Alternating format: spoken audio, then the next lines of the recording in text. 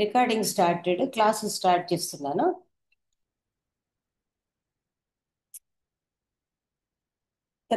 అథ సప్తదశ అధ్యాయः. త్రయోదశే ప్రకరణే రాజపుత్ర రక్షణం. రాజపుత్ర రక్షణం మొన్న ఎప్పుడో నేను మీకు చెప్పినట్టున్నాను.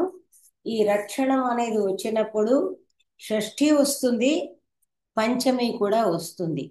దానికి మామూలుగా ఇక్కడ రాజపుత్ర రక్షణం అన్నప్పుడేమో షష్ఠి వచ్చినప్పుడు రాజపుత్రస్య రక్షణం అని వస్తుంది. భీత్రార్థానాం భయహేతు అనేది ఉంది కదా, అక్కడ రక్ష అనేది ఏదైతే వస్తుందో, రక్షణ త్రాణార్థం అనేది అయితే వస్తుందో, అప్పుడు పంచమి వస్తుందని మీరు దీనిలో కారక ప్రకరణంలో చదువుకున్నారు. అంటే ఎవరి నుండి అయితే రక్షణ కోరుతామో అక్కడ పంచమి విభక్తి వస్తుంది అని మీరు మనం చదువుకున్నాం అనమాట కారక ప్రకరణంలో. ఆ సూత్ర ప్రకారం ఇక్కడ ఏమవుతుంది, రాజపుత్రాత్ రక్షణం. కౌటిల్యుడి ప్రయోగం అసలు ఎక్కడో ఒక కావ్యాలలో రేర్గా కనబడుతుంది, రామాయణంలో ఒక చోట కనబడుతుంది. Exact context I don't remember. ఒక చోట ఆర్టికల్లో కూడా రాశాను. అది అందులో కరెక్ట్గా ఈ పంచమి అర్థంలో వస్తుంది అనమాట. అదేవిధంగా కౌటిల్యుడు ఆల్మోస్ట్ ఎక్కడైతే వైదేహక రక్షణం, కారుక రక్షణం అని మన అధ్యాయాలు డిస్కస్ చేస్తాడు. అంతటా కూడా వైదేహకాత్ రక్షణం అన్నమాట. వైదేహకుడు అంటే అదే వ్యాపారస్తుడు, వ్యాపారస్తుల నుంచి రక్షించబడాలి. కారుక రక్షణం, కారు అంటే ఆర్టిసన్స్, ఈ గోల్డ్ స్మిత్, బ్లాక్ స్మిత్, వాళ్ళ నుండి రక్షించుకోవాలి అనేది ఈ అర్థంలో వాడతాడు. కాబట్టి ఇక్కడ రాజపుత్ర రక్షణం అంటే రాజపుత్రాత్ రక్షణం. ఈ రాజపుత్రాత్ రక్షణం అనేది ఎందుకయ్యా అంటే, ఇప్పుడు మన అదృష్టం ఏమిటో కానీ మనకు ఆల్వేస్ మనము పాఠాలు ఎట్లెట్లా చదువుకుంటూ ఉంటే అట్లెట్లా మన పర్టికులర్లీ తెలంగాణలో ఈ పొలిటికల్ కండిషన్స్ కూడా అలాగే మారిపోతూ ఉన్నాయి. అంటే పుత్రులు ఎవరైతే రాజ్యానికి వారసులో, సంతానం అనుకుంటే సరిపోతుంది, పుత్రుడా పుత్రికనా అదంతా పక్కన పెడితే, వాళ్ళు మంచి వాళ్ళు అవుతే పర్వాలేదు. వాళ్ళు గనక మంచి వాళ్ళు కాకపోయినట్లయితే వచ్చే నష్టాలు ఏమిటో దాన్ని లిస్ట్ అవుట్ చేసేసి, అందువల్ల వాళ్ళ నుండి జాగ్రత్తగా ఉండాలి అని కౌటిల్యుడు ఆ రోజుల్లోనే సూచించాడు. ఆ తర్వాత కౌటిల్యుని తర్వాత జరిగినటువంటి మొఘల్స్ కానీ మరొకటి కానీ ఏదైతే ఉన్నాయో వాళ్ళందరి దానిలో మనం చూసి తెలుసుకున్నది ఏమిటి అంటే, సింహాసనం కోసము తండ్రిని చంపేశారు, సోదరులని చంపేశారు. అంటే ఏంటి, ఎవరైతే ఈ సింహాసనాన్ని కోరుకునేవాడు ఉంటాడో వాడు వారసుడు అయినా, అంటే మీకు ఏ విధంగా అయితే ఆస్తి కోసం చూస్తారో, దగ్గరి దాయాదులైనా సరే ఎవరైనా సరే, వాడు అదేంటి కొడుకని, అల్లుడని, బావమరిది అని ఇలాంటివన్నీ బంధాలు పెట్టుకోకుండా అతను ఎలాంటి వాడు అని అబ్జర్వేషన్ అనేది ఒకటి ఉండాలి అనేది దీని సూచన అన్నమాట. అది ఎంత పెద్ద లెసన్ అంటే ఇది చెప్పక్కర్లేదు, అక్కడ చెప్తున్నాడు. మొదటిగా నేను జస్ట్ సెంటెన్స్ చదివి ఊరుకున్నాను. రక్షితో రాజా రాజ్యం రక్షత్యాసన్నేభ్య పరేభ్యశ్చ. ఇప్పుడు ధర్మో రక్షతి రక్షిత అని ఎలాగైతే ఉందో, రాజా అపి రక్షతి రక్షిత. రాజు ముందు వాడు బతికుంటే కదా, ఆ రాజునే వాడు బతికుంటే ప్రజలని కాపాడుతాడు. ఆత్మానం సతతం రక్షేత్ అని కూడా ఇతను ముందు ముందు చెప్పబోతాడు. అసలంటూ ఒక గృహస్వామి ఉన్నాడు అంటే అతను గనక క్షేమంగా ఉంటే అప్పుడు కదా కుటుంబాన్ని చూసుకునేది. కాబట్టి రక్షితో రాజా రక్షతి. ఏమిటి అలా ఎలాంటి ఏం చేస్తాడు, రాజ్యం రక్షతి. రక్షితో రాజా రాజ్యం రక్షతి ఆసన్నేభ్య పరేభ్యశ్చ. ముందుగా తనని తాను, ఆసన్నేభ్య తన చుట్టూ ఉన్నవారి నుండి, ఇతరుల నుండి తనని తాను రక్షించుకున్నటువంటి రాజు తర్వాత రాజ్యాన్ని రక్షించగలుగుతాడు అని పర్టికులర్గా ఏం చెప్తున్నాడు, పూర్వం దారేభ్య పుత్రేభ్యశ్చ. మొట్టమొదటిగా ఎక్కడ వస్తుంది అంటే, నిజం చెప్పాలంటే మనం ఈ రోజుల్లో చూస్తున్న కేసెస్ అన్ని అవే కదా. మొట్టమొదటిగా ఎవరు అంటే ముందు భార్య, ముందు భార్య నుండి తనని తాను రక్షించుకోవాలి. ఎందుకంటే ఇక్కడ రాజకీయం అనేది ఎప్పుడైతే ఎంటర్ అవుతుందో, రాజకీయం అనేది ఎంటర్ అయినప్పుడు మనం ఈ మధ్య కాలంలో మూవీస్ అది కూడా చూసాం. ఎందుకంటే మనకి ఎప్పుడైతే ఒక మినిస్టర్ చనిపోతే అతని భార్యకి ఆ మినిస్టర్షిప్ వస్తుంది అని ఉంటుందో, అలాంటి కేసెస్ లో అతను పోతే తనకు వస్తుంది అని హత్య చేయించిన మూవీస్ మనం చాలా చూసాం ఇలాంటివి. అంటే ఇలాంటి సంఘటనలు ఇవి అభూత కల్పనలు కావు. కౌటిల్యుడు తన చుట్టూ తన కాలంలో ఉన్నటువంటి రాజకీయ పరిస్థితులను పరిశీలించి విశ్లేషించి చేసిన నిర్ణయాలే తప్ప ఏదో మామూలుగా శాస్త్రం ఏదో చెప్పినట్టు లేదా నీతి శతకం లాగా ఆయన చెప్పడం లేదు.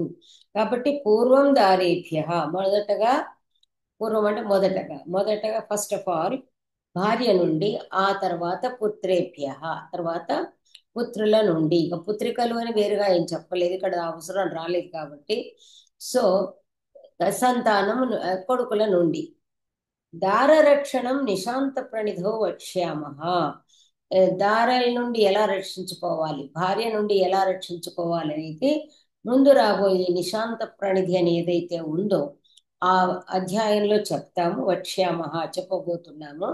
కాబట్టి ఇక్కడ ఏం చెప్తున్నట్టు ఇప్పుడు పుత్రేభ్య రక్షణం ప్రస్తూయతే అన్నమాట. ఇక్కడ నెంబర్ 1, 2, 3 వేశారు కదా. పుత్ర రక్షణం. జన్మ ప్రభృతి రాజపుత్రాన్ రక్షేత్. కర్కటక సధర్మాణో హి జనక భక్షాహ రాజపుత్రాహ. మనం నిజం చెప్పాలంటే చంద్రహాస చరిత్రలో చంద్రహాసుని తీసుకెళ్లి అడవిలో పెట్టేస్తారు.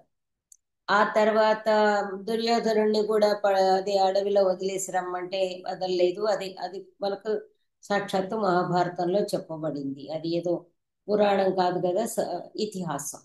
సో ఈ విధంగా ఎప్పుడైతే రాజపుత్రులు అయితే ఏ ఏ స్టేజెస్లోనే ముందు చెప్పబోతాడు. ఎందుచేతనంటే ఎలాంటి వాళ్ళని చూసి పూర్తి చెప్తున్నాడంటే, అసలు పుట్టగానే రాజపుత్రాన్ రక్షేది. అసలు పుట్టింది మొదలు ముందు ఏం చెయ్యాలి, ఇక్కడ మాత్రం రాజపుత్రులను రక్షించాలి అంటే రాజపుత్రులను జాగ్రత్తగా చూడాలి. ఇక్కడ 2 అర్థాలు. వాళ్ళని రక్షించాలి, వాళ్ళ నుండి మనకు రక్షణ ఏర్పాటు చేసుకో అంటే ముందు జన్మ అది అంటున్నాడు, జన్మ ప్రవృత్తి. ఎందుచేతనంటే ఈ పంచాంగం ఇవన్నీ వేయించడం అనేది ఒకటి ఉంటుంది. ఆ జన్మకాల విశేషాలను బట్టి, ఆ జాతకాదులను బట్టి ఎలాంటి వాడు అవుతాడు అనేది మోస్ట్లీ మనము ఏదో ఈనాటి జ్యోతిష్యులను పట్టుకుని ఆ జ్యోతిష్య శాస్త్రాన్ని నమ్మకుండా ఉండడానికి వీల్లేదు. శాస్త్రజ్ఞులు పొరపాటు చేయొచ్చు కానీ శాస్త్రం ఎప్పుడు పొరపాటు చేయదు. అది దట్ ఈస్ ఆల్వేస్ దేర్. కాబట్టి శాస్త్ర ప్రకారం వాళ్ళ దగ్గర ఉంటారు కాబట్టి ముందుగా ఆ రాజపుత్రులు జన్మించగానే వాళ్ళ జాతకాదులు వేయించుకుని అది ఎందుకంటే మనకి ఇప్పుడు చాలా మంది కూడా మనకు మెజర్స్ ఉంటాయి. అసలు జ్యోతిష్యం ఎందుకు తెలుసుకోవాలి అంటే మంచి ఉంటే దాన్ని మంచి తొలగకుండా ఉండేట్టుగా చేసుకోవాలి. అంటే దానికి తగినటువంటి చర్యలు, కొంచెం పాపకర్మలు చేయకుండా అలా ఉండడం ఒకటి. ఒకవేళ ఏదైనా చెడు ఉంటే జాతకరీత్యా దాన్ని అమెండ్ చేసుకుంటూ పోవాలి. దానికి కొన్ని అమెండ్మెంట్స్ ఉంటాయి. కాబట్టి సాధారణంగా సాధ్యమైనంత వరకు మనం ఏదో మామూలుగా చెప్తారు కదా, జలగండం ఉంది సరే వాడేదో నీటి దగ్గర పోకుండా అట్లా పోకుండా చూసుకోవాలని ఏదైతే మనం జనరల్ గా అనుకుంటామో ఆ విధంగా వాడు చెడువాడు అయ్యే అవకాశం ఉంది. అందుకే మీరు బుద్ధ చరితం కనుక చూసుకున్నట్టయితే, బుద్ధుడు చూసుకున్నట్టయితే అతను మహాయోగి అయినా అవుతాడు, భోగి అయినా అవుతాడు అని చెప్పారు. జనరల్ గా అలాగే ఉంటుంది. జనరల్ గా ఒక మనిషి లైఫ్ లో ఆ స్టార్స్ బ్రైట్ గా ఉంటే ఈ యోగి అంటే తక్కువ వాడేం కాదు కదా, యోగైనా కావచ్చు లేదా భోగైనా కావచ్చు. చాలా మంది మనం చూసాము, కామిగాక మోక్షగామిగాడు అని వేమన ఇత్యాదులు అందరూ కూడా ముందుగా భోగాలు అనుభవించి సడన్ గా దే టర్న్ ఇంటూ యోగీస్ అన్నమాట. కాబట్టి ఇలాంటివి మనకి జీవితంలో ఫేజ్ వైజ్ జరుగుతూనే ఉంటుంది. అత్యంత సుఖలాలసుడైన వాడు సడన్ గా చేంజ్ వచ్చేస్తుంది, అన్ని మానేస్తాడు మద్య మాంసాలు. కాబట్టి ఇవన్నీ కూడా చూసుకుంటే అంటే మనకి జాతకం చూసుకుని దాని ప్రకారంగా వాళ్ళని ఎలా పెట్టాలి. అందుకే బుద్ధుడిని అంతఃపురంలోనే ఉంచాడు, ఇలాంటివి ఏం చూడకుండా వైరాగ్యం అనేది రాకుండా ఉండాలని. కాబట్టి ఇక్కడ ఏం చెప్తున్నాడు, జన్మ ప్రభృతి రాజపుత్రాన్ రక్షేత్. జన్మ జన్మించినది మొదలు రాజపుత్రులను రక్షించాలి అంటే వాళ్ళని జాగ్రత్తగా చూస్తూ ఉండాలి. ఆ రక్షణ అనేది ఎలా ఉండాలి? వాళ్ళ బాగోగులు చూడడము, తర్వాత వాళ్ళ నుండి మనకు ఆపద రాకుండా చూడటం. మనకు తెలిసిందే కదా, ఏదో బాలేదు, నక్షత్రం దోషం ఉంది అది అంటే ఏదో తైలంలో ముఖం చూడడం ఇవన్నీ చేస్తారు కదండి, శాంతి వగైరా. అవన్నీ కూడా అలాంటివి. నక్షత్రం బాలేదు, శాంతి చేస్తాము, ఒకటి చేద్దాము, పరిహారం అంటారు కదా. ఇదంతా కూడా మనకి రాజపుత్ర రక్షణంలో చెప్పని విషయాలు. మనం జీవితంలో ఏదైతే సమాజంలో నడుస్తున్నాయో అవి ఇందులో చెప్పని విషయాలు. కానీ ఏదైతే మన మెయిన్ టైటిల్ ఉందో రక్షణ అని, అది మాత్రం అవసరం అన్నమాట. ఆ తర్వాత కర్కటక సధర్మాణో హి జనక భక్షాహ రాజపుత్రాహ. రాజపుత్రులు ఎలాంటి వాళ్ళు అంటే కర్కట మన కర్కటక సధర్మాణ, కర్కటకం లాంటి వాళ్ళు. ఆ పీతలు అంటారు, మండ్రగబ్బలో పీతలు సంథింగ్. అవి అవి పిల్లలు పుట్టగానే, జనకుడు అంటే ఇక్కడ తండ్రి అనే అర్థం అని కాదు, జన్మనిచ్చేవాళ్ళు అని అర్థం అనమాట. కాబట్టి ఎవరైతే ఈ పిల్లలు పుడుతూనే ఆ జన్మనిచ్చింది చచ్చిపోతుంది అనమాట. అందువల్ల వీళ్ళు ఎలాంటి వాళ్ళయ్యా అంటే వీళ్ళు పుట్టగానే వాళ్ళకి చావు మూడినట్టే అని చెప్తున్నాడు అనమాట. అందువల్ల అంటే ఒక జనరల్ రూల్ చెప్పేశాడు ఇక్కడ. ఇక్కడ ఏం చెప్పాడు, ఎందుకు రక్షించాలి అంటే వీళ్ళ జననం అనేది వాళ్ళకి గండమే, అందువల్ల వాళ్ళకి రక్షించాలి అని చెప్పాడు. This is a general statement. తర్వాత స్పెసిఫిక్ గా మీకు ఉంటుంది కదా ఉత్సర్గం అపవాదం అని, జనరల్ రూల్ ఒకటి చెప్పిన తర్వాత అది ఎలా స్పెషల్ కేసెస్ లో ఉంటుంది అని చెప్పబోతున్నాడు. ఒక్కొక్కళ్ళ ఒపీనియన్. తేషాం అజాత స్నేహే పితరి ఉపాంశదండ శ్రేయాన్ ఇది భారద్వాజ. భారద్వాజ అభిప్రాయం ఏమిటంటే అజాత స్నేహే పితరి, పిల్లలు పుట్టి భూమి మీద పడి ఒక రోజు ఈ 2 రోజులైనా ముఖం చూడగానే ఒక రకమైన అటాచ్మెంట్ డెవలప్ అవుతుంది, ఒక రకమైన స్నేహం, ఒక రకమైన ఆ, అనురాగం అనేది తప్పనిసరిగా ఉదయిస్తుంది. అందువల్ల ఇంకా ఇంకా పెరిగే కొద్దీ, ఇప్పుడు మరి పుట్టగానే కంటే కూడా పెరిగే కొద్దీ ఇంకా అది ఇంక్రీజ్ అవుతుంది. కాబట్టి ఏం చేయాలి, అజాత స్నేహే పితరి, తండ్రికి అతని ఆ సంతానం పట్ల మమకారము ఎక్కువ కాకుండానే, మమకారం పుట్టకుండానే సైలెంట్ గా, ఇలాంటప్పుడు అంటే వాళ్ళు చెప్తా, ఇది మామూలుగా దుర్మార్గుడైన వాళ్ళని గురించి మాట్లాడుతున్నాడు ముందుగా. అసలు ఇదంతా కూడా అందువల్ల చెప్తున్నాడు, ప్రతి కొడుకును అని కాదు. అందువల్ల ఉపాంశ దండ శ్రేయాన్, సైలెంట్ గా వాడిని ముగించాలి అని భరద్వాజుడు చెప్పాడు. నెక్స్ట్ చెప్పాను కదా, కౌటిల్యుడు ఎవరి అభిప్రాయాన్ని ఖండించాడు. ఒక అభిప్రాయాన్ని ముందు పెడతాడు, తర్వాత అభిప్రాయం ఎవరైతే చెప్తారో వాళ్ళ చేత, ఇతరుల చేత ఖండింపజేసి, అంటే శాస్త్ర పద్ధతి అన్నమాట. అక్కడ కాంట్రాడిక్ట్ చేసే వాళ్ళు ఉన్నారు, ఇలా స్టెప్ బై స్టెప్ ఒక్కొక్కళ్ళది ఖండించుకుంటూ చివరికి తన మతం చెప్తాడు. అక్కడ దానికి ఏమంటున్నాడు విశాలాక్షుడు, నృశంసం అదృష్టవధ క్షత్ర వినాశశ్చ ఇది విశాలాక్ష, తస్మాత్ ఏకస్థానావరోధ శ్రేయాన్ ఇది. అంటే ఇక్కడ ఎలా డీటెయిల్ గా చెప్తున్నాడు కౌటిల్యుడు అంటే, మామూలుగా కర్కటక సధర్మాణో హి రాజపుత్రా జనకాన్ భక్షయంతి అనే సూత్రం పట్టుకుని, ఆ జనరల్ స్టేట్మెంట్ పట్టుకుని, పిల్లాడు పుట్టగానే వాడిపైన మమకారము పెరగకుండానే వాడిని సైలెంట్ గా ఆ, ముగించాలి, తుదముట్టించాలి, చంపేయాలి అని చెప్తే, అప్పుడు ఏమంటున్నాడు, అసలు అదృష్టవధ, వాడు ఎలాంటి వాడో చూడనే లేదు. ఒకవేళ మామూలుగా జాతకాదుల్లో ఏదున్నా ఎట్లా ఉన్నా పుట్టిన అసలు ఎలాంటి వాడు అని చూడకుండానే, వాడు మంచివాడా చెడ్డవాడా అనేది అసలు అనుభవంలోకి రాకుండానే ఆ పెరుగుతూ ఉంటే తెలుస్తూ ఉంటే లక్షణం. అలా అదృష్టవధ అంటే అసలు చూడని వాణ్ణి చంపడం అనే మాట నృశంసం, అదొక క్రూరత్వాన్ని సూచిస్తుంది. అంతేగాక క్షత్ర వినాశ, ఇలా రాజు పుట్టిన ప్రతి కొడుకును చంపుకుంటూ పోతే ఇక అప్పుడు ఇంకా క్షత్రియ వంశం అనేది ఉండదు, వాడికి వారసులు అనేవాళ్ళు ఉంటారు. అందుచేత ఏకస్థాన అవరోధ శ్రేయాన్ ఇది. అతన్ని ఒక దగ్గర ఉంచి చూడాలి, ఎలా ఉంటాడు ఏమిటి అని ఒక స్థలంలో ఉంచి మన యొక్క పర్యవేక్షణలో జాగ్రత్తగా పరిశీలించాలి అని విశాలాక్షుడు చెప్తున్నాడు. అందుచేతనే మామూలుగా కొంచెము చెడు అలవాట్లకు గురయ్యే వాళ్ళని ఏం చేస్తారు, గురుకులాలకు పంపిస్తారు, బోర్డింగ్ స్కూల్ అంటాం కదా మనం.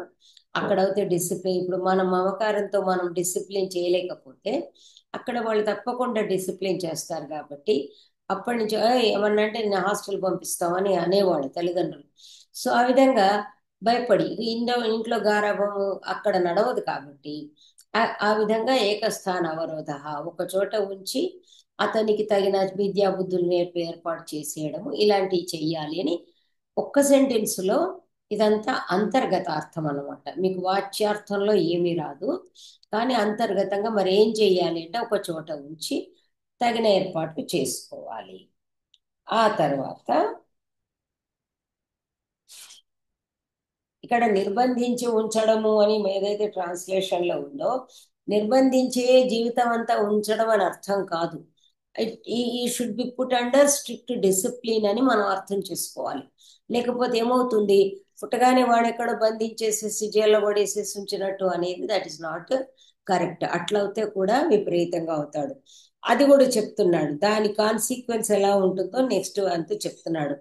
ఈ పరాశర అనుయాయులు ఏదైతే ఉన్నారో వాళ్ళు ఏం చెప్తున్నారు అంటే, అహిభయం ఏతత్ ఇది పారాశరాహ కుమారోహి విక్రమ భయాన్ మాం పితా రుణద్ధి ఇది తమేవ అంకే కుర్యాత్ తస్మాత్ అంతపాల దుర్గే వాస శ్రేయాన్ ఇది.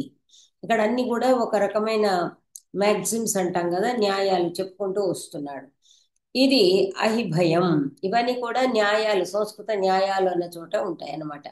అంటే ఇది ఎలా ఉంటుంది అంటే, పామును అంటే మామూలుగా మనం పాము బుట్టలో పెట్టామనుకొని సంతోషంగా బుట్టలో పెట్టేస్తున్నాం, ఇది మనం ఏం చేయదని ఆ బుట్టలో పెట్టేసేసి నిశ్చింతగా పక్కన పెట్టుకొని పడుకుంటాం మనం. సో అలాంటిది అంటున్నాడు. అంటే ఏమాత్రం ఏమరపాటులో ఉన్నా కూడా ఆ పాము ఏం చేస్తుంది, అంకే కోరియాత్ అంటే చొరవ తీసేసుకుంటుంది, అంటే దాన్ని అలుసుగా తీసుకుంటుంది అని అర్థం. అంటే ఏమాత్రం అవకాశం దొరికినా కూడా గబుక్కన అటాక్ చేస్తుంది. కాబట్టి వీడికి ఏమంటాడు, కుమారుడు ఏమనుకుంటాడు, నేను ఎక్కడ ఇతన్ని ఆ విక్రమిస్తానో, ఇతనికి ఎదురు తిరుగుతానో అని నన్ను బంధించాడు కదా అని అవకాశం దొరకగానే అతనికే ఎదురు తిరిగే ప్రయత్నం ఉంటుంది. అందువలన తస్మాత్ అంతపాల దుర్గే వాస శ్రేయాన్ ఇది. ఎక్కడో తమ దగ్గరే నిర్బంధంలో ఉంచితే పావును బుట్టలో పెడితే ఎంత ప్రమాదమో అలాంటి ప్రమాదం. కాబట్టి అలా కాకుండా పావుని ఇంట్లో పెట్టుకునే బదులు ఎక్కడో దూరంగా అడవిలో వదిలేయడం మంచిది. కాబట్టి ఏం చెప్తున్నాడు ఇతను, పరాశరులు ఏమంటున్నారంటే, అంతపాలు అంటే మనం ఇంతకుముందు మాట్లాడుకున్నాం కదా, సరిహద్దుల్లో ఉండేవాళ్ళు, బార్డర్ ఫోర్సెస్ అన్నమాట. కాబట్టి ఎక్కడో దూరాన ఉండే అంతపాల వాళ్ళకి అక్కడికి పంపించాలన్నమాట. అంటే చాలా దూరంగా ఉంటాడు కాబట్టి ఏమీ కాదు, అది మంచిది అని వీళ్ళు పరాశరానుయాయులు చెప్తున్నారు. అని అందులో ఉన్న డిసడ్వాంటేజ్ కూడా మళ్ళీ మనకి చూపిస్తున్నాడు ఆచార్య కౌటిల్యుడు. ఔరభ్రకం భయమేతదితి పిశునః ప్రత్యాపత్తేర్హి తదేవ కారణం జ్ఞాత్వా అంతపాల సఖస్యాత్. ఇక్కడ ఔరభ్రకం, ఉరభ్రం అంటే పొట్టేలు. ఇది పొట్టేలు విషయం లాంటిది, పొట్టేలు భయం లాంటిది. అంటే మామూలుగా పొట్టేళ్ళు ఏం చేస్తాయి, అది మీకు తెలిసింది. పొట్టేళ్ళు వెనక్కి పోతుంది అనుకుంటాం మనం, సాధారణంగా బాక్సింగ్ వాళ్ళల్లో కూడా అట్నే ఉంది. వీడు వెనక్కి పోతున్నాడు అన్నట్టుగా పొట్టేలు కూడా ఏదో అటు పోయింది, ఇది మన జోలికి రాదు అంటే టాప్ అని వచ్చేసేసి అటాక్ చేస్తుంది. కాబట్టి ఎప్పుడైతే అంతఃపాలుడి దగ్గర, అంతఃపాల సఖ అంటే ఎక్కడైతే అంతఃపాలుడు ఉంటాడో అంతఃపాలుడి దగ్గర అతనికి ఏం తెలుస్తున్నది, ఓహో నేను తనకి దగ్గరగా ఉంటే ప్రమాదం అని చెప్పి నన్ను ఇక్కడ ఈ సరిహద్దు ప్రాంతంలో ఈయన కప్పచెప్పాడు అని ఎప్పుడైతే తెలుస్తుందో, తెలవకుండా ఉంటుందా? పెరిగే పెరిగే కొద్దీ కూడా అవగాహనకు అన్నీ వస్తాయి. అప్పుడు ఏమనుకుంటాడు, ఓహో నన్ను దూరంగా పెట్టాడా, ఇదంతా కూడా బహుశా అశోకుడు దానిలో కూడా ఎక్కడో మన టీవీలో వాటిలో వచ్చాయి, ఎక్కడో దూరంగా ఉంచినాడు అని చెప్పేసి. మీకు ఈవెన్ ముఘల్స్ వాళ్ళ దానిలో కూడా ఎక్కడో ఉంచినారని, ఈవెన్ మన విశ్వనాథ నాయకుడి దానిలో కూడా అతన్ని ఎక్కడో పంపించాడని, ఈవెన్ మన అక్బర్ అతను ఎవరు, మన జహాంగీర్, అతను ఎక్కడో ఉంటే అక్కడి నుంచి ఆ రాజ్యం నుంచి ఏదో అక్కడనే ఆ ఏమంటారు వీళ్ళు, అక్కడ తమ స్వతంత్రాన్ని ప్రకటించుకుంటారు. ఇప్పుడు ఇదంతా జరుగుతుంది కదా మనకు రాజకీయం అలా. అందువల్ల అంతపాలుడి దగ్గర ఉన్నవాడు ఏం చేస్తాడు, ఓహో ఇది కారణం అన్నమాట, నాకు నన్ను దూరంగా ఉంచాలని అనుకుంటున్నాడు, కాబట్టి చేయాల్సిన దెబ్బ తీయడం ఎలా తీయాలి? ఎవరైతే ఈ సరిహద్దు కింగ్ రాజు ఉన్నాడు, సరిహద్దు పాలకుడు ఉన్నాడో, ఆ సరిహద్దు పాలకుడితోటే మైత్రి చేసుకోవాలి. నాకు కనుక నువ్వు సహాయం చేసావంటే నేను నీకు రాజ్యం వచ్చిన తర్వాత ఫలానా ఇస్తాను, ఫలానా ఇస్తాను. ఇవన్నీ ప్రొసీజర్స్ మనం వర్ణించుకోవాల్సిన అవసరం లేనే లేదు. సాక్షాత్తు వీడే రాజు అయిపోతే ఇంకా ఇతన్ని పెంచిన వాడికి ఏం తక్కువ. కాబట్టి ప్రత్యాపత్తేర్హి తదేవ కారణం జ్ఞాత్వా అంతపాలసఖ స్యాత్. ఓకే, నేను మళ్ళీ అక్కడికి వెళ్ళాలి అని అంటే ఈ అంతఃపాలుడి సహాయంతో నేను అక్కడికి వెళ్ళగలను. ఇతని దగ్గర నన్ను ఉంచాడు మా నాన్నగారు, కాబట్టి ఇతని సహాయంతోనే నేను అక్కడికి వెళ్ళగలను. కాబట్టి ఇతనితో సఖ్యంతో ఉండాలి, ఇతనితో ఒక రకమైనటువంటి అటాచ్మెంట్ డెవలప్ చేసుకోవాలి. అప్పుడు ఇతడు సహాయం చేస్తాడు కాబట్టి ముందు ముందు రాజుకు ఎదురు తిరగడానికి అనుకూలంగా ఉంటుంది అని. తస్మాత్ స్వవిషయాద్ అపకృష్టే సామంత దుర్గే వాస శ్రేయాన్ ఇది. అందువల్ల ఇక్కడ సరిహద్దు వాడు సామంతుడు డిఫరెన్స్ ఏందో చూసుకోవాలి. తన సరిహద్దులో ఉండి తనకి మిత్రుడిగా ఎవరైతే రాజుకి రాజు తన పొలిమేర ప్రాంతంలో ఉండి రాజ్యానికి రక్షకుడుగా ఉండేవాడు అంతఃపాలు. సామంతరాజు అంటే పొరుగు రాజు, మన బార్డర్కి అవతల ఉన్న రాజు ఎవరైతే ఉంటారో అతను సమంతాత. అక్కడ సామంతరాజు ఇక్కడ అందుకే స్వవిషయము అంటే తన దేశము, తన రాష్ట్రము అని అర్థం. ఈ విధంగా అయ్యే అవకాశం ఉంటుంది కాబట్టి అంతపాలుడి దగ్గర ఉంటే, అందువల్ల ఏం చేయాలి, స్వవిషయాద్ అపకృష్టే, తన రాజ్యానికి తన రాష్ట్రానికి దూరంగా ఉన్నటువంటి ఒక మిత్ర సామంతుడు ఉంటాడు కదా, మిత్ర సామంతుని దుర్గంలో ఉంచడము మంచిది. అతని దగ్గర ఉంచి అక్కడ ఉంచి చూసుకోవడం, అతనికి అప్పచెప్పడం మంచిది అని చెప్తున్నాడు అన్నమాట. చెబితే ఇక్కడ ఎంత చక్కగా చెప్తున్నాడంటే, వత్సస్థానం ఏతదితి కౌణపదంత. ఇక్కడ తన తన పుత్రుని తీసుకెళ్ళి ఎక్కడో తనకు సామంతుడిగా ఉండేవాడి దగ్గర ఉంచడం అంటే ఎలా ఉంటుంది అంటే, వత్సస్థానం ఒక ఆవు దూడ ఉన్నాయి. సో ఆ ఆవు ఏమవుతుంది, దూడ చూస్తే, దూడ అంటే ప్రాణం ఉంటుంది, దూడను చూస్తేనే అది పాలిస్తుంది. కాబట్టి ఇక్కడ రాజు ఆవు, వాడేమో వచ్చాడు దూడ. ఆ దూడను ఎక్కడో పెట్టినట్టు అవుతే ఆ దూడను అది చేస్తాను ఇది చేస్తాను, లేదా నేను బాగా చూసుకుంటున్నాను అని బ్లాక్ మెయిలింగ్ ఆస్కారం ఉంటుంది. ఎప్పుడైతే సామంతరాజు దగ్గర రాకుమారుడు ఉంటాడో అప్పుడు సామంతరాజు దాన్ని అడ్వాంటేజ్ గా తీసుకుని ఇది కావాలి అది కావాలి అదే అంటున్నాడు. వత్సేనేవహి ధేను పితరం అస్య సామంతో దుహ్యాత్. ఆ లేగదూడను తీసుకొచ్చి ఆ ఆవు దగ్గరికి పంపించి ఎలా పాలు వచ్చేట్టుగా చేసుకుంటారో, దుహ్యాత్ సంతోషపెట్టి పాలు వచ్చేట్టుగా చూసుకుంటారో, అదే విధంగా అస్య ఈ రాజును సామంతుడు రాజును పితుకుతాడు. అంటే ఈ ఎక్స్ట్రాక్ట్స్, ఈ takes whatever he wants from king. రాజు నుండి తనకు కావలసింది పొందుతాడు. అందువల్ల తస్మాత్ ఆత్మబంధుషు వాస శ్రేయానితి. అందువల్ల సామంతరాజు దగ్గర ఉంచడంలో కూడా ఏమి ఔచిత్యం లేదు, ప్రమాదకరమే. కాబట్టి తన బంధువుల దగ్గర ఉంచడం మంచిది అని కౌణపదంతుడు అంటున్నాడు. ఇది మీరే గనక ఇప్పుడు ఈ మీటింగ్ లో ఈ డిస్కషన్ లో మీరే గనక ఉన్నట్టయితే మీరు కూడా ఒక్కొక్కరు ఒక అభిప్రాయాన్ని వెలిబుచ్చుతారు. దీనిలోని మీ మీ ఆలోచన పరిధిలో ఉన్నటువంటి అడ్వాంటేజెస్ డిసడ్వాంటేజెస్ కూడా చక్కగా మీరు చెప్పగలరు.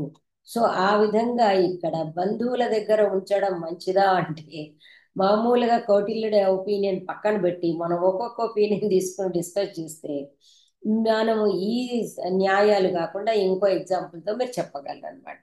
అందువల్ల ఆత్మబంధుషు తన బంధువుల దగ్గర ఉంచడం మంచిది. ఇక్కడ వాత వ్యాధి అనే అతను, ఇతడు ఉద్ధవుడు అంటారు. ఒక చోట కొన్ని చోట్ల ఇచ్చారు ఎవరు ఊహిజ్ ధ్వజస్థానం ఏదైతే వాత వ్యాధి. ఇదంతా కూడా ధ్వజస్థానం మనకు అసలు ఈ ప్రయోగాలు మనకి ఎప్పుడైతే ఈ లౌకికంగా లేవో అందుకని మనకు అర్థం అవ్వడం కష్టం. ఇక్కడ ధ్వజం అంటే ఏంటంటే మామూలుగా జెండా అనేది, ఇప్పుడు జెండా అనేది ఏమిటి అంటే that is a symbolic one. అది మీకు ప్రతీక అంటాం కదా మనం. పతాక అని మనం ఏదైతే అంటామో నిజం చెప్పాలంటే ఇట్ ఈస్ ఎ ప్రతీక. ఇప్పుడు ఫర్ ఎగ్జాంపుల్ మన జెండా ఇది ఇండియా అని చెప్తాం. అది ఎక్కడెక్కడ ఉందో ఇండియా ఈజ్ ఇండియన్, అది కనుక ఇలా పెట్టుకుంటాం. కాబట్టి దిస్ ఇస్ కాల్డ్ ధ్వజస్థానం, ధ్వజం. అందువల్ల వీళ్ళు ఇక్కడ ఈ అదితి కౌశికులను ముందు చెప్పుతున్నాడు. ఒక కేటగిరీ వాళ్ళు ఉండేవాళ్ళు, అంటే ఈ రోజుల్లో కూడా మనకు కనపడతారు. వెంకటేశ్వర స్వామి ఫోటో, మరొకటి షిరిడీది మనకు వస్తారు కదా గురువారం, ఒక మన ఇది వేసుకొని వస్తారు, కారు వేసుకొని రికార్డులు పెట్టుకొని. వాళ్ళు ఏంది షిరిడి షిరిడి బొమ్మ పెట్టుకుంటారు. షిరిడి బొమ్మ పెట్టుకొని ఇది చేస్తున్నాం అది చేస్తున్నాం అన్నదానం అని అడుగుతారు. అదే విధంగా Venkateswara Swami. So this is called ధ్వజస్థానం. ఎవరైతే ఒకానొక బొమ్మ ఒకానొక ప్రతీక ఏదో పెట్టుకుని దానిని చూపించుకుంటూ, ఇప్పుడు ఈవెన్ ధ్వజం కూడా మన ఈ బ్యానర్స్ పట్టుకొని తిరిగేది కూడా ఉంది. జెండా పూజలు ఇత్యాదులు కూడా ఉన్నాయి అన్నమాట. Even today they are there. కాబట్టి అది పట్టుకుని ఆ అడుక్కుంటారు అంటే ఇది కావాలి అది కావాలి అని చెప్పేసి అడుగుతారు. కాబట్టి ఆ విధంగా బంధువులు ఏం చేస్తారు అంటే, ఇది ఇది కూడా మనకు అనుభవంలో ఉన్న విషయమే. ఎవరి దగ్గరైనా మన పిల్లల్ని పెట్టినామంటే వాడి పోషణకు అయ్యేదానికంటే పదింతలు ఇవ్వాలి. వాడు ఇలా చేస్తున్నాడు అలా అన్ని అన్ని అసలు దాని గురించి మన డిస్కషన్ నేను మీకు చెప్పాల్సిన అవసరమే లేదు. బంధువుల దగ్గర పిల్లల్ని ఉంచడం ద్వారా తల్లిదండ్రికి వచ్చేటువంటి సమస్యలు ఎన్ని అనేది ఒక వందన వెయ్యి అనేది మనకు అసలు లెక్కకు అసంఖ్యాకం అని చెప్పుకోవచ్చును. Not at all possible. మన దగ్గర ఉంటే వాడు చూసుకోవచ్చు బాగున్నాడో లేదా, వాడు ఏం చెప్తున్నాడో తెలియదు, ఆ బంధువు ఏం చెప్తున్నాడో తెలియదు. మనవాడు మంచిగా ఉన్నా వీడు మేవాడు అట్లా చేస్తున్నాడు ఇట్లా చేస్తున్నాడు ఇంత ఖర్చు పెట్టి ఏం చెప్తారు. కాబట్టి ఏమంటున్నాడు, తేనై ధ్వజేన, వీడిని ధ్వజంగా చేసుకుని వీడిని ఆ ఫోటోగా చేసుకుని అదితి కౌశికవద్ అస్య మాతృబంధ బాంధవ భిక్షేరన్. వీళ్ళు గడియకు వచ్చి బిచ్చం ఎత్తుకుంటారు మన దగ్గర అతిథి కౌచుకుల్లాగా. ఇది కావాలి అది కావాలి, ఇంత ఖర్చు అయింది అంత ఖర్చు అయింది. తస్మాత్ గ్రామ్య ధర్మేషు ఏనం అవసృజేయు సుఖోపరుద్ధా హి పుత్రాః పితరం న అభిద్రుహ్యంతి ఇది. చివరికి కౌటిల్యుడు తన అభిప్రాయం చెప్పుతున్నాడు. వీళ్ళు ఏమన్నారు, అసలు ఏమి మన ఆలోచనలు ఎలాంటి ఉండేవి, ఇవన్నీ కూడా కౌటిల్యుడు పుట్టించినవి కాదు. శాస్త్రాలలో అక్కడక్కడ ఉన్నటువంటి ఒపీనియన్స్ తీసుకుని ఇందులో గ్రంథస్థం చేశాడు. కాబట్టి వాళ్ళు ఏమంటున్నారు, ఎట్లా మామూలుగా వాళ్ళని బంధువుల దగ్గర ఉంచాలి అన్నాడు. అది కూడా కుదరదు. ఇది ఎవరు అంటున్నారు, వాత వ్యాధి అంటున్నాడు. ఎవరైతే బంధువుల దగ్గర ఉండాలని మనకి ఏదైతే కౌణపదంతో చెప్పాడో అలా కాకుండా ఆత్మబంధుషు అన్నాడు. మొదటిది కొట్టేసి తర్వాత ఆత్మబంధువుల్లో పెట్టాలన్నప్పుడు ఇది కుదరదు. ఇక్కడ ఏం చేస్తున్నాడు, ధ్వజస్థానం అనేది అధ్యక్ష అనమాట. ఇది ఇలా ఉంటుంది. దాని వలన బంధువులు వీళ్ళ నుండి అతిగా భిక్ష భిక్ష అంటే అతిగా కోరికలు తీర్చుకునే అవసరం ఉంటుంది, అవకాశం ఉంటుంది.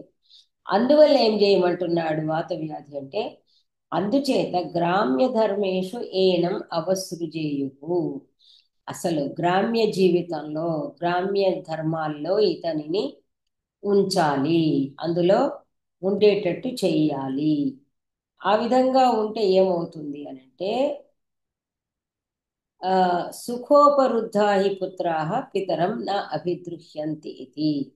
వాడికి అడిగినంత డబ్బు ఇచ్చి, బాబు ఇదిగో నీకు డబ్బు ఇస్తున్నాము, నువ్వు మా జోలికి రాకుంటే చాలు, నువ్వు హాయిగా ఉండు, నేను బతుకున్నంత కాలం నీకు అన్ని సమకూరుస్తాను అని వాడిని వదిలేస్తే, ఈ సుఖాలలో సుఖ ఉపరుద్ధాహ, సుఖాలలో మగ్నమైన వాళ్ళు, సుఖాల చేత ఆపబడిన వాళ్ళు ఉంటే ఆ సుఖంలోనే మునిగి తేలేవాళ్ళు, అలాంటి పుత్రులు పితరం తండ్రిని న అభిదృహ్యంతి, తండ్రి పట్ల వాళ్ళకి కోపం ఉండదు, తండ్రికి ద్రోహం చెయ్యరు, తండ్రికి ఎదురు తిరగరు, ఆ సుఖాలలోనే మగ్నుడై ఉంటారు. వీటికి కూడా మనకెన్నో ఎగ్జాంపుల్స్ ఇప్పుడు మోడర్న్ మూవీస్ లో చూసాము. వాడికి నిద్రమాత్రలు ఇచ్చో, లేదా వాడికి ఆ ప్రేమ్ నగర్ వచ్చిందిగా మనకు, అంత పెద్ద సినిమా, ఇంకంతకంటే ఏం కావాలి. వాడి తాగిచ్చేసేసి వాడికి కోరింది ఇచ్చేసేస్తే వాడు వెళ్ళిపోతాడు. వాడి తండ్రిని మళ్ళీ ఇది కావాలని అడగడు, ఎందుకంటే అడిగినవన్నీ ఉన్న చోటుకు వస్తుంటాయి. కానీ వాడు చివరికి ఏమైపోతాడు అనేది అది ఇక్కడ ముందు చెప్పబోతున్నాడు కౌటిల్యుడు. జీవన్ మరణమేతది కౌటిల్య. జీవన్ మరణం, మనం అంటాం కదా జీవచ్ఛవం అంటాం. జీవచ్ఛవం అనేది జీవన్ మరణం, బతికి ఉండి చచ్చినట్టే, ఇది బతికి ఉండి చచ్చినంత సమానము అని కౌటిల్యుడు అంటున్నాడు. నా ఇది ఏతద్ జీవన్ మరణం ఇది కౌటిల్య. ఇలా వాణ్ణి వ్యసనాలలో ముంచడం అనేది ఏదైతే ఉందో, వాణ్ణి చంపకనే చంపినట్టు, జీవించి ఉన్నట్టే గాని వాడు చచ్చిన వాడితో సమానం, ఎందుకు పనికిరాడు, ఎందుకు పనికి రాకుండా పోతాడు. This is what Kautilya's observation. ఇది మనం చూసుకోవాలి. కాష్టమివ గుణజగ్ధం రాజకులం అవినీత పుత్రం అభియుక్త మాత్రం భజ్యేత. ఒక్కసారి గనక మనం పెస్ట్ కంట్రోల్ అంటాం కదా, ఈ గుణ చెదలు ఒకసారి కొరకడం మొదలు పెట్టిందంటే, కర్ర చివర గదరా అనుకుంటే కర్ర మొత్తం డొల్ల చేసి పెడుతుంది, దాని శక్తి అలాంటిది. కాష్టమివహి గుణజగ్ధం, చెదలు పట్టిన కర్రలాగా రాజకులము అవినీత పుత్రం అభియుక్త మాత్రం భజ్యేత. మొత్తము ఏదైతే అవినీత పుత్రుడు ఎప్పుడైతే ఉంటాడో, అలాంటి వాడు ఆ అభియుక్తుడు అయినప్పుడు, అంటే ఇలా నేరాల పాలైనప్పుడు అది చిన్నాభిన్నం అయిపోతుంది రాజకులము. తస్మాత్ ఇక్కడ చెప్తున్నాడు, ఋతుమత్యాం మహిష్యాం ఋత్విజ చరుం ఐంద్రబార్హస్పత్యం నిర్వపేయు ఆపన్న సత్వాయాం కౌమారభృత్యో గర్భభర్మణి ప్రజనే చ వియతేత. ప్రజాతాయాః పుత్ర సంస్కారం పురోహితః కుర్యాత్ సమర్థం తద్విదో వినయేయుః. ఇక్కడ ఏమి చెయ్యాలి అంటే, ఎప్పుడు ఋతుమత్యాం, ఎప్పుడైతే ఆ ఋతుకాలం అనేది వస్తుందో, ఆమె ఎప్పుడైతే కన్సీవ్ అవుతుందో, అప్పుడు ఏం చేయాలి? ముందుగా ఋత్విజుడు ఇక అవసరమైనటువంటి యజ్ఞయాగాదులు కింద ఇక్కడ పెట్టారు, చరువు, బృహస్పతి దేవతలు కాగల అని వీళ్ళు ఏదైతే చెప్పారు. అంటే మామూలుగా మనకి ఈ షోడశ సంస్కారాలలో పుంసవనము, సీమంతం అనేటివి కూడా వస్తూ ఉంటాయి. కాబట్టి వీళ్ళు ఈ ఋత్విజులు ఏం చెయ్యాలి అంటే, ఈ ఐంద్ర బార్హస్పత్యము ఏదైతే ఇంద్రుడు తర్వాత బృహస్పతి దేవతలుగా ఉన్నటువంటి ఒకానొక యాగాన్ని చేయాలి. ఆ తర్వాత ఆపన్న సత్వాయాం, ఆపన్న సత్వ అంటే గర్భవతి, గర్భాన్ని ధరించిన తర్వాత కౌమార భృత్యుడు, అసలు బ్యూటిఫుల్ వర్డ్స్ ఇవి మనకు చాలా తక్కువ. కౌమార భృత్యుడు అంటే శిశువును, శిశు సంరక్షకుడు అంటే మనం ఏమంటాము చిల్డ్రన్ స్పెషలిస్ట్. సో ఆ శిశు వైద్యుడు ఎవరైతే ఉంటాడో గర్భభర్మణి ప్రజనేచ వియతేత, అతడు ఏం చేయాలి? ఆ గర్భభర్మణి, ఆ గర్భము సరిగా చక్కగా నిలిచేట్టు, ఆ తర్వాత ఆ మన ప్రసవానికి కూడా కలిసి అనుకూలంగా ఉండేట్టుగా ప్రయత్నించాలి. ఆ తర్వాత ప్రజాతాయాः పుత్ర సంస్కారం పురోహిత కుర్యాత్. అదేవిధంగా ప్ర పుట్టిన తర్వాత పుత్ర సంస్కారాన్ని చెయ్యాలి. పుత్ర సంస్కారం అంటే పురోహితుడన్నీ కూడా ఇవే జాతకాదులన్నీ చూడటము, ఏం చేయడము. మనం పుట్టిన తర్వాత సంస్కారాలు కూడా ఉంటాయి కదా, మన బారసాల ఇత్యాదులు ఏదో అన్ని అంటారు కదా, అంటే జాత సంస్కారం అంటేనే అది. మంచి మంచి ముహూర్తంలో నామకరణాదులు చేయటం. ఈవెన్ నామకరణాలను గూర్చి మీకు అద్భుతమైన ఒక విశ్లేషణ నాట్యశాస్త్రంలో దొరుకుతుంది. అంటే రాజు రాజవంశీయులకు ఎలాంటి పేర్లు పెట్టాలి, అమాత్య వంశీయులకు ఎలాంటి పేర్లు పెట్టాలి, బ్రాహ్మణులకు ఎలాంటివి, క్షత్రులకు ఎలాంటివి, వైశ్యులకు ఎలాంటివి, శూద్రులకి. అందుకే వాళ్ళు అదే చెప్తారు, గుప్త అనేది ఏదైతే ఉంటుందో అది వైశ్యులకు ఉంటుంది. అదే విధంగా శర్మ శర్మ అనేది ఏదైతే ఉంటుందో బ్రాహ్మణులకు ఉంటుంది. వర్మ అనేది ఏమో క్షత్రియులకు. ఈ విధంగా ప్రతిదా ఆ తర్వాత దానిలో కూడా పేర్లు చెప్తారు. ఇంద్రవర్మ, ఇప్పుడు విక్రమసింహ. మీరు చూడండి, రాజుల పేర్లు ఇలాంటివి కనబడతాయి మనకు. అందువల్ల చెప్తున్నాడు అనమాట. కాబట్టి కౌమార్ ఇవన్నీ కూడా పురోహితుడు చేయాలి. సమర్థం తద్విధ వినయేయు. ఇంకా ఇతడు సమర్థం అంటే కొంచెం సమర్థుడైన తర్వాత, గ్రహణ ధారణ పటుర్బాలహ అని మనం చదువుకుంటాం కదా, కాస్త చెప్పింది అర్థం చేసుకునే వయసు వచ్చాక, మనకు 3 ఏళ్ల పిల్లడి నుంచే మనకు అన్ని వాడికి అర్థం వస్తూనే ఉంటాయి మామూలుగా. అందుకే నర్సరీ రైమ్స్ చెప్తారు. మన దగ్గర కూడా చిన్నప్పుడు ప్రార్థనా పద్యాలు, చిన్న చిన్న శ్లోకాలు చెప్తారు. That's nothing but nursery rhymes. ఆ తర్వాత అమ్మ అలక పలక ఇత్యాదులు చెప్తారు. ఆ తర్వాత గ్రాడ్యువల్ గా అసలు వాడిని నడిపిస్తూనే, మనం ఎలా తల్లిదండ్రులు చెప్పేది సామాన్యంగా ఉండదు. ఇంట్లో ఉండి దీన్ని ఇది ఆకు అంటారు, దీన్ని పువ్వు అంటారు, ఇది అది అంటారు, అలా అనకూడదు. సో బేసిక్ ఎడ్యుకేషన్ అంతా ఇంట్లో ఎలాగైపోతుందో అదే విధంగా, అంటే ఆచార్యులు ముందు ఇంట్లో, ఆ తర్వాత ఒక పాఠశాల అనేది వెళ్ళినప్పుడు అక్కడ కూడా ఇది ఇలా ఇలా కూర్చోవాలి, ఇలా చేతులు కట్టుకుని నిలబడాలి. అందువల్ల తద్విధ, ఎవరికైతే తద్విధ అంటే ఆ పద్ధతులు తెలిసిన వాళ్ళు వినయేయు. ఎవరైతే విద్యావంతులు ఉంటారో వాళ్ళు అతనికి వినయాన్ని, మనం వినయాధికారం అని చదువుకున్నాం, వినయాన్ని నేర్పించాలి. అంటే ఏ విధంగా డిసిప్లిన్, క్రమశిక్షణను నేర్పించాలి అంటాడు. ఆ తర్వాత అంటే మామూలుగా మనకి, అందుకే ఇప్పుడు జనరల్ గా చెప్పాలంటే, ఇప్పుడు ఎందుకు ఇంత డిజేబుల్డ్ చిల్డ్రన్ పుడుతున్నాడు అంటే, మనం ఇది ఇది చదువుకోకపోతే టైం వేస్ట్ అవుతుంది కానీ, ఎందుకు డిజేబుల్డ్ చిల్డ్రన్ అంటే సాధారణంగా ప్రెగ్నెంట్స్ గా అసలు కన్సీవ్ చేసే ముందు చాలా మంచి మంచి థాట్స్ తో ఉండాలి.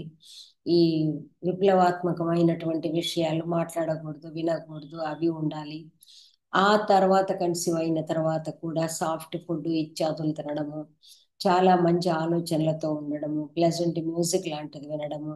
అందుకే చెప్తారు మనకి వీరుల కథలు చెప్పడము, ఇలాంటివన్నీ కూడా ఆల్ పాజిటివ్ థింగ్. ఎందుకంటే లోపల శిశువు ఎలా ఎలా ఎలా ఇది గర్భస్థ శిశువు పెరుగుతూ ఉంటుందో అదే విధంగా అన్ని కూడా గ్రహించే శక్తి వస్తుంది. అందువల్లనే తల్లి ఫుడ్కి ప్రెగ్నెంట్ గా ఉన్నప్పుడు చాలా ఇంపార్టెన్స్ ఎందుకు ఇస్తారు అంటే, ఆ ఫుడ్ ఆటోమేటికల్లీ బేబీకి వెళుతుంది కాబట్టి. కాబట్టి నిజం చెప్పాలంటే ఒక ఆ, మన గైనకాలజిస్ట్ అని మనం ఏదైతే అంటామో, ఆ గైనకాలజిస్ట్ సూపర్విజన్ లో ఏం తీసుకోవాలి, ఎంత తీసుకోవాలి, ఏమిటనేది అదంతా ఉన్నప్పుడు డిసిప్లిన్డ్ గా ఉన్న చోట డిసిప్లిన్డ్ గా మంచి పిల్లలు పుడతారు. అలా కాకుండా వెర్రి వేషాలు వేస్తే నిజంగానే ఆ పుట్టిన పిల్లల్లో కూడా అంతర్గతంగా ఆ భావాలన్నీ డెవలప్ ఉంటాయి. తర్వాత కాలక్రమేణా మనం చింతపిక్క వేస్తే చింత మొలక కనబడ్డట్టు, వేపదేస్తే వేపది కనబడ్డట్టు, వాళ్ళు పెరిగే కొద్దీ వాళ్ళలోని లక్షణాలు ఎక్కడున్నాయి అంటే, కార్యకారణం అదే కదా మనకు. అదేదో ఆ, సాంఖ్యులు చెప్పినటువంటి సత్కార్యవాదం అన్నమాట. తిలలు కనబడతాయి, తిలల నుంచి నూనె వస్తుంది అన్నట్టు, ఏ మొక్క వేస్తామో దాని యొక్క లక్షణాలు రాను రాను వస్తాయి అన్నమాట. అందువల్ల ఇక ఏదైనా మనం చాలా దాని డిస్కషన్కి పోతే, ఇంకో లక్షణాలు రావాలంటే అంటుకట్టడం అంటాం కదా, అన్ని హైబ్రిడ్ అది కాదు. జనరల్ గా మనం అంత ఆలోచించుకోవాలన్నమాట. తర్వాత ఏమంటున్నాడు, మళ్ళీ ఏం చెయ్యాలి ఇలా ఇది ఒక మార్గం. అండ్ దిస్ ఇస్ ఎ వే అని మన కౌటిల్యుడు చెప్పాడు. అంటే టు ద పాసిబుల్ ఎక్స్టెంట్ ఆ పిల్లవాడిని ముందు నుంచి జన్మ ప్రభృతి కాదు, జన్మకు పూర్వమే అసలు. అంటే జన్మన పూర్వమేవ, అంతకు ముందు నుంచి కూడా మంచి. అందుకే మనము ప్రహ్లాదుడు ఎంత బాగా పుట్టాడు. హిరణ్యకశిపుడు సంతానం అయినా కూడా నారదుడి యొక్క బోధ వల్ల ప్రహ్లాదుడు ఎంత గొప్పవాడైనాడు. సో ఈ విధంగా దిస్ మోస్ట్ ఇంపార్టెంట్ థింగ్. కాబట్టి ఈ ప్రయత్నాలు చేయాలి అనేది కౌటిల్యుడి మతం అయిపోయింది. మళ్ళీ ఏమంటున్నారు, మళ్ళీ ఇంకొక తన అభిప్రాయం అయిపోయింది, ఇంకొకళ్ళ అభిప్రాయం చెప్తున్నాడు. ఏమని? సత్రిణాం ఏకశ్చైనం మృగయాద్యూతం మృగయాద్యూతమద్య స్త్రీభి ప్రలోభయేత్ పితరివిక్రమ్య రాజ్యం గృహాణ ఇతి తదన్యః సత్రీ ప్రతిషేధయేత్ ఇది ఆంభీయాః. ఈ ఆంభీయుల యొక్క మతం వాళ్ళు ఏం చెప్తున్నారు అంటే, శత్రులలో ఉన్నారు కదా, సత్రి అనే వాళ్ళు ఉన్నారు కదా, ఎవరైతే గూఢచారులు ఉన్నారో వాళ్ళు ఏం చేయాలి? ఒక ఏకహ, అందులో ఒకడు ఏం చెయ్యాలి? ఏనం మృగయాద్యూత మధ్య స్త్రీవి ప్రలోభయేత్. అందులో ఒకడికి గూఢచారి, వేరేవాడు కాదు, గూఢచారి అతని దగ్గరికి వెళ్ళి అన్నికి ఇది బాగుంటుంది అది బాగుంటుంది అని చెప్పేసి అన్ని అన్ని వ్యసనాలకి లోను చేయాలి. మద్యము, స్త్రీ అండ్ ద్యూతము, ఇవే కదా వేట, మృగయ, ద్యూతము అండ్ మద్యము, స్త్రీ, ఇంకేంది 4 వ్యసనాలకి ఆ వ్యసనాలతో ప్రలోభ పెట్టాలి. పెట్టి ఏం చేయాలి? తర్వాత పితరి విక్రమ్య రాజ్యం గృహాణి ఇది, మీ నాన్నకి ఎదురు తిరిగేసేసి నీ రాజ్యం నువ్వు లాక్కో, నీ సింహాసనాన్ని తీసుకో అని ప్రేరేపించాలి. అది దాన్ని తద్ అన్యః సత్రి ప్రతిషేధయేత్. ఈ విధంగా ఒకడు అతన్ని పురిగొల్పడము, మరొకడు ఏమంటాడు, చచచ అలా చేయకూడదు, అది మంచిది కాదు అనడం. అంటే దిస్ ఇస్ వాట్ ఫర్ అంటే, ఇదివరకు మనకు వచ్చింది కదా, మన ఉపధా పరీక్షలలో వచ్చింది కదా. అంటే ఈ పిల్లవాడి నేచర్ ఎలాంటిది, అలాగే దానికి లోబడతాడా లోబడడా ఏమిటి, అలా చేయాలని ఒకటి అంటాడు, చేయకూడదని అంటాడు, ఎవరిది ఇన్ఫ్లుయెన్స్ ఉంటుందో అన్నట్టుగా ఇతను ఆంభీయులు అంటే. అప్పుడు చెప్తున్నాడు ఎవరు? కౌటిల్యుడు. మహాదోషం అబుద్ధ బోధనమిది కౌటిల్య. ఇది మహాదోషం. ఎందుచేత అంటే అబుద్ధ బోధనం. తెలియని వాడికి ఏం తెలియదు.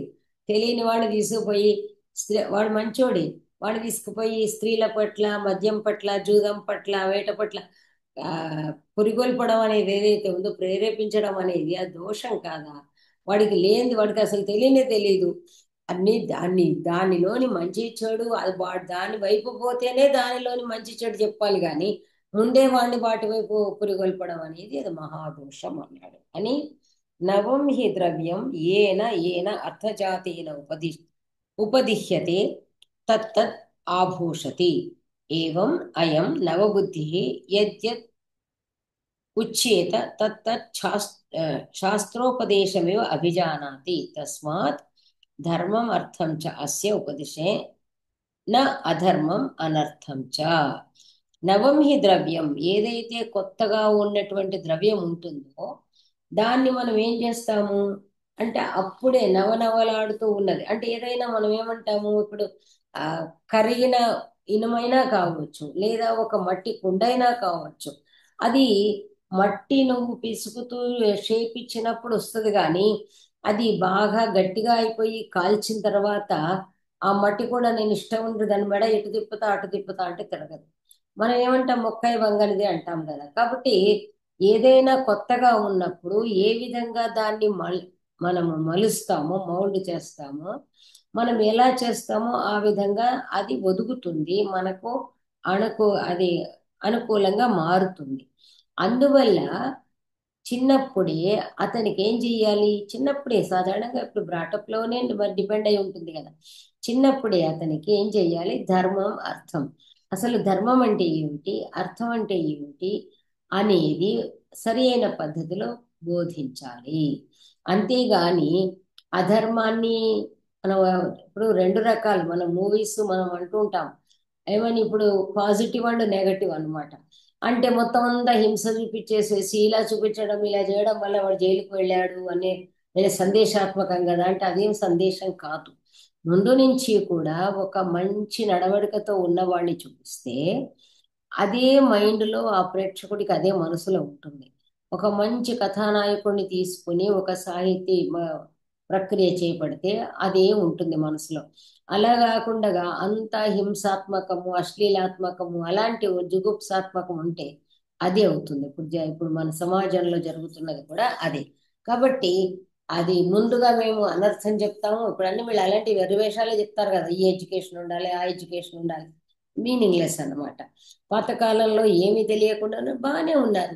నువ్వు 5 ఏళ్ల పిల్లోడిని పట్టుకొని 10 ఏళ్ల పిల్లోడిని పట్టుకొని వాడికి ప్రపంచంలో ఉన్నదంతా చెప్తా ఉంటే అర్థం చేసుకునే వయసు లేని వాడికి చెప్పడం వల్ల నువ్వు ఉద్ధరించేది ఏమీ లేదు. So this most important. కౌటిల్యుడిది every syllable is relevant, every word is relevant to the society. అసలు ఎప్పుడు ఏది చెప్పాలి? ఇప్పుడు మానవాళ్ళు స్కూల్ పాఠాల్లో ఇవి పెట్టాలి, అవి పెట్టి ఏం పెడతావు నీ తలకాయ.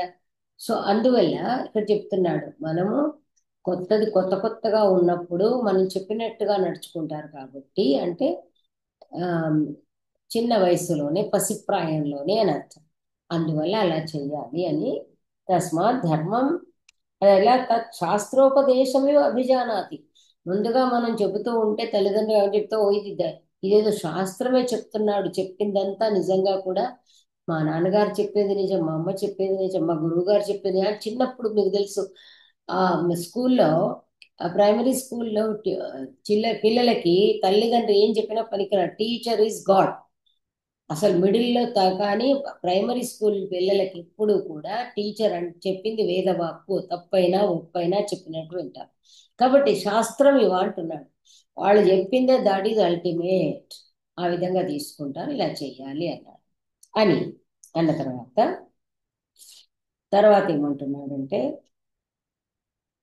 సత్రిణస్తు ఏనం తవ స్మః ఇది వదంతః అంటే వదంతః పాలయేయుః యవనోత్సేకాత్ పరస్త్రీషు మనఃకుర్వాణాం ఆర్య వ్యంజనాభిః స్త్రీభిః అమేధ్యాభిః శూన్యాగారేషు రాత్రౌ ఉద్వేజయేయుః మద్యకామం యోగపానేన ఉద్వేజయేయుః ద్యూతకామం కాపటకైః పురుషైః ఉద్వేజయేయుః మృగయా కామం प्रतिरोधक व्यंजनैः प्राप्तयेयुः पितरि विक्रम बुद्धिं तथैत्यानुप्रविश्य भेदयेयुः अप्रार्थनीयो राजा विपन्ने घातः संपन्ने नरकपात संक्रोश ప్రజాభిః ఏకలోష్టవధశ్చ ఇది.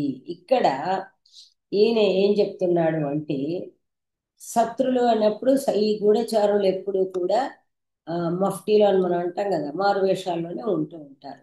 కాబట్టి వాళ్ళు ఏం చెయ్యాలి అంటే, ఈ గూఢచారులు ఆ పిల్లల్ని, యువరాజులను కనిపెట్టుకొని ఉండి, మేము నీ వాళ్ళమే, నీకు అనుకూలంగా ఉండే వాళ్ళము అంటూ వాళ్ళని చూసుకుంటూ ఉండాలన్నమాట. వీళ్ళందరూ కూడా రకరకాలుగా, మళ్ళీ దీని గురించి మనం విస్తృతంగా చెప్పక్కర్లేదు, యూ క్యాన్ దీని మీద చందమామ కథలు బోల్డ్ రాయొచ్చు. ఎందుచేతనంటే ఇది ఏదైతే వీళ్ళు ఉన్నారో వీళ్ళు ఏ విధంగానైనా రావచ్చు, ఒక స్నేహితుడిగా రావచ్చు, మరొకరు రావచ్చు, ఒక కరాటే ట్రైనర్గా రావచ్చు, ఒక డాన్స్ దీనికి రావచ్చు, మ్యూజిషియన్గా రావచ్చు. సో వాళ్ళందరికీ శత్రులకన్నీ కూడా వివిధ విద్యలు వస్తాయి. కాబట్టి వాళ్ళు మేము నీతో ఉంటాము, నీ వాళ్ళము అనేసి వాళ్ళని చాలా చక్కగా, అంటే వాళ్ళకి రాకుమారులకు విశ్వాసం కల్పించి వాళ్ళతో ఉండాలి. విశ్వాసపాత్రులు అయిన తర్వాత ఏమవుతుంది, ఆటోమేటిక్గా వాళ్ళు చెప్పింది వింటారు. తర్వాత ఏం చేయాలి అంటే, ఆ యవనోత్సేకాత్ పరస్త్రీషు మనఃకుర్వాణం, ఎంత ప్రాక్టికల్గా ఆ చెబుతున్నాడు అంటే, బహుశా మనకి వాళ్ళ క్లాస్గా కొంచెం టైం పడుతుందేమో. ఏం చెప్తున్నాడు అంటే, this is such a practical thing. యవ్వనం వస్తుంది, యవ్వనము రాగానే ఆటోమేటిక్గా శరీరంలోని మార్పులతో పాటు చాపల్యం అనేది ఏర్పడుతుంది. అప్పుడు ఏమవుతుంది, వివాహపూర్వం పరస్త్రీల పైన మనస్సు గనక తగులుకుంటే అప్పుడు ఏం చెయ్యాలి అంటున్నాడంటే, ఈ గూఢచారులు ఏం చెయ్యాలి, ఉత్తమ స్త్రీలుగా అనిపించేట్టుగా, అంటే వీళ్ళు చాలా మంచివాళ్ళు అని వాళ్ళు అనుకునేటట్టుగా ఉండేట్టు నీచ స్త్రీలను, నీచ స్త్రీలను అంటే ఇది కూడా మరి మనకు విత్ సో మెనీ, ఇది సింపుల్ గా చెప్తే మీరు దాన్ని ఎంతో ఎగ్జాంపుల్స్ చూసుకోవాలి. అమేధ్యాభి, స్త్రీభి అమేధ్యాభి అంటే శుచి లేనటువంటి స్త్రీలు, నీచ స్త్రీలు. శూన్యాగారేషు రాత్రౌ ఉద్వేజయేయు, అక్కడ ఎవరూ లేని ఇళ్లల్లో వాళ్ళతోటి ఏర్పాటు చేసి, ఈమె చాలా మంచి స్త్రీ, అందంగా ఉంది అని చెప్పి తీసుకొచ్చి, ఇంతకీ ఎవరు అంటే నీచమైన స్త్రీ. నీచమైన స్త్రీని ఎందుకు తీసుకొస్తున్నాడు అంటే వాళ్ళ యొక్క వ్యవహారాల వల్ల వీళ్ళకి స్త్రీలంటే మొహం మొత్తేటట్లు, వద్దు చీచి అనిపించేటట్టు, అసహ్యం కలిగేటట్టుగా. ఎందుచేతనంటే ఇందులో వాళ్ళు కూడా కోఆపరేట్ చేస్తారు, నీచ స్త్రీలు కూడా ఏం చేస్తారు, చెప్పే తీసుకొస్తారు కాబట్టి, రాకుమారుడు అని చెప్పి తీసుకొస్తారు కాబట్టి, వాళ్ళ ద్వారా వాళ్ళ డబ్బు కోసం వస్తారు కాబట్టి, వాళ్ళంటే వీళ్ళకి అంటే స్త్రీల పట్ల అసహ్యం కలిగేటట్టు చెయ్యాలి. అంటే పరస్త్రీల పట్ల, అక్కడ పరస్త్రీ అన్నాడు, ఇతరుల స్త్రీల పట్ల వ్యామోహము లేకుండా ఉండేట్లు చెయ్యాలి. This it is left to your imagination, you can see. Because వాళ్ళు ఎవరికో చెందిన వాళ్ళు ఉంటారు, వీళ్ళు ఉండగా ఇంకోళ్ళ దగ్గర పోవడం, సంథింగ్ అలాంటివన్నీ కూడా. ఆల్ దిస్ మీరు పెద్దవాళ్ళు కాబట్టి యూ కెన్ అండర్స్టాండ్. తర్వాత మద్యకామం, ఎవరికైతే మద్యకామం అంటే మద్యాన్ని కోరేవాడు అన్నమాట. ఈ మద్యాన్ని కోరేవాడు ఏం చేయాలి, యోగపానీన ఉద్వయేయు, వాడికి ఏదో కలిపి ఇవ్వాలన్నమాట. ఆ వద్దురా బాబు, ఇంకా ఈ మద్యం వద్దు, యోగపానేనా అంటున్నాడు, దానిలో ఏదో కలిపి ఏదో ఒక వాడికి అసలు విపరీతమైన ఎఫెక్ట్ ఉండేటట్టుగా చేసి మళ్ళీ దాని జోలికి పోకుండా చేయాలి. ద్యూతకామం, జూదం కావాలనుకునేవాడిని. కాపటకై పురుషై ఉద్వేజయేయు, వేటకు వెళ్ళాలనుకునేవాడు ఏం చెయ్యాలి, అక్కడ వేటకు వెళితే అందరు కాపటకై అంటే కపట పురుషులు, కపట పురుషుల చేత వాళ్ళు అంటే ఎవరో వచ్చి దారి దొంగల్లాగా వచ్చేసేసి బాగా హింసించిపోయేటట్టుగా, అమ్మో వేటకి పోతే గనక ఇలాంటి ప్రమాదం ఉంటుంది, వాళ్ళు వచ్చి వీడి మీద బాణాలు వగైరా వేసేసి బాగా బాధేసి ఉన్నది తీసుకుపోయేటట్టుగా, ఇలా ఉద్వేజయేయు. ఉద్వేజయేయు అంటే ఉద్వేగానికి లోను చెయ్యాలి, వాడిని యాంగ్జైటీకి గురి చేయాలి, వాడిని భయభ్రాంతుల్ని చెయ్యాలి. ప్రతి చోట అదే ఉంది, ఉద్వేజయేయు అంటే అదనమాట. ఉద్వేజ అనేదే ఉద్వేగము, ఉద్విగ్నత అన్నమాట. మృగయా కామం, ఏది ఇది జూతం కావాలి, సారీ జూతం కావాలనుకున్న వాడిని మోసగాళ్లతోటి, వాళ్ళందరూ ఏంటంటే వాళ్ళ గ్యాంబ్లింగ్ అనమాట. వాళ్ళని మోసం చేసి, ఎలా మోసం చేసి, చీ చీ చీ జూదమే వద్దు, దీళ్ళంతా మోసం, వాడు మోసం చేస్తారు కదా, మీకు అది చెప్పక్కర్. మృగయా కామం, వేటకు వెళ్ళే వాళ్ళని ప్రతిరోధక వ్యంజనై, వాళ్ళు ఎవరో వచ్చి అడ్డొచ్చేసేసి బాగా ఒళ్ళు శుద్ధి చేసేటట్టుగా ఉండేటట్టు త్రాసయేయు, వాళ్ళ చేత కష్టాన్ని కలిగింపచేయాలి.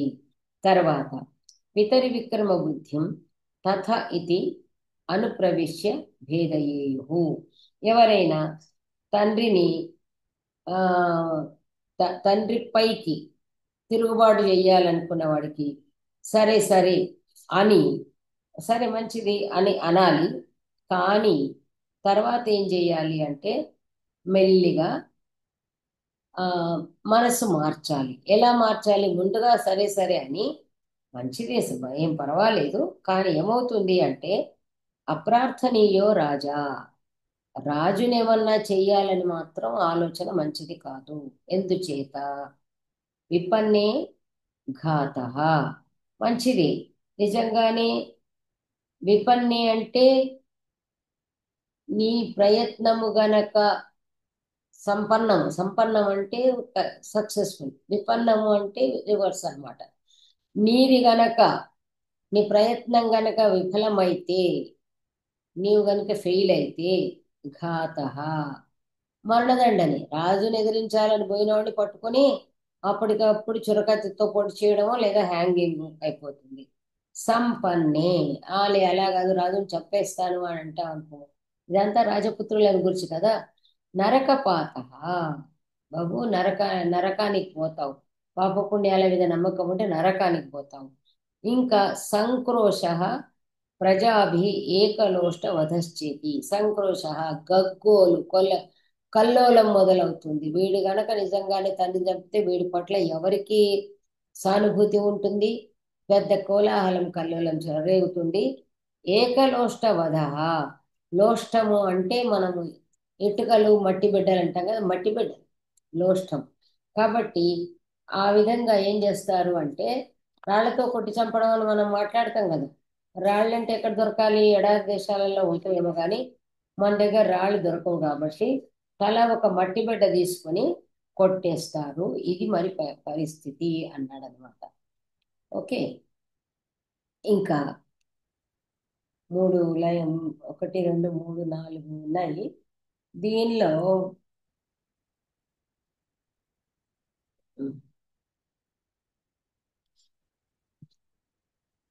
టైం అవుతుంది కాబట్టి నెక్స్ట్ క్లాస్లో ఇది కంప్లీట్ చేద్దాము. చేసేసి ఆ తర్వాత రాజపుత్రుడిదే ఉంటుంది కొంచెం. ఇందులో నిజం చెప్పాలంటే ఈ దిస్ ఈజ్ ఇది ఒక రకంగా మనం హౌ రిలవెంట్ ఇట్ ఈజ్ అనుకున్నప్పుడు ఇది కేవలము రాజపుత్రులకని కాకుండా ధనవంతులు మాత్రము దృష్టిలో ఉంచుకోవాల్సిన విషయం. ఇప్పుడు మామూలుగా ఈ రోజుల్లో ఒక కొడుకు ఒక కూతురు, లేదా ఒకడే కొడుకు, ఈ టైప్లో నడుస్తోంది. అలా నడుస్తూ ఉన్నప్పుడు ఇదంతా నాకే అనే దానిలో నాకే కదా ఉండేది అని చిన్నప్పుడంతా చెప్పినట్టు వింటారు. ఒక యుక్త వయస్సు వచ్చిన తర్వాత మనసు మారిపోతూ ఉంటుంది, నాకివ్వకే.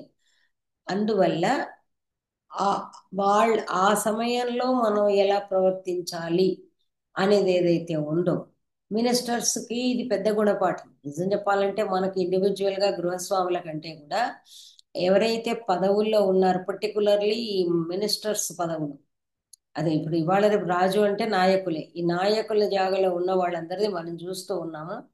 భయంకరమైన లైఫ్ ఉంటుంది. ఇది చూసుకోవాలి. మొదటి నుంచి నియమబద్ధంగా ఉంటేనే నియమబద్ధంగా నడుస్తుంది. లేకపోతే ఇవన్నీ అయినాయని చెప్పడానికి మనం ఒక్కొక్కరి పేర్లు తీసుకోవాల్సిన అవసరం లేదు.